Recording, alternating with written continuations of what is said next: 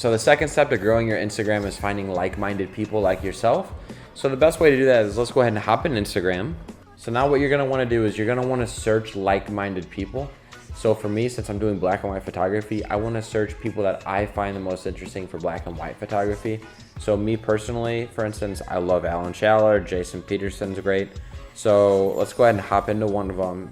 And the easiest way to see is these are people who are very, very successful right now. So kind of get an idea, well, what about them makes them successful, you know?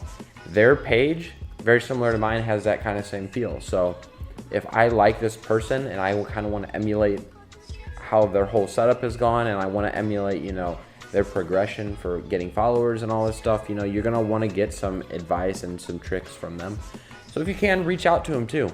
So I'm not saying copy these people. I'm just saying this is your inspiration. What did they do to get there? So, you know, gauge what you're looking at. For instance, like I told you with the niche part, everything Alan Schaller does is black and white photography. So you don't see any like colors thrown in, you don't see anything that's off-putting. Everything flows really nicely through his Instagram, and that's why, you know, he gains a lot of followers. His photos are really great. Same with like Jason Peterson, is everything he does, black and white photography, videos, it all blends in really well together, and they're all very, very high quality photos, and he takes time on them. So you know if they're doing black and white photography and I'm doing black and white photography, if I kind of follow that whole game plan that they had, it's easier to grow that way. So now it doesn't work just for photography though. Let's say you're doing a bakery. Go look at whoever you find the most interesting that does baking videos, photos, whatever they do, somebody that has a lot of followers, and see what is working well for them. That's like one of the biggest tips I can give you.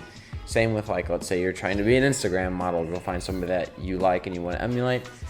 You know, that's how all great photographers happen. You know, there's always somebody that inspires them. Find somebody that inspires you, somebody that you kind of like to emulate, and just kind of repeat it.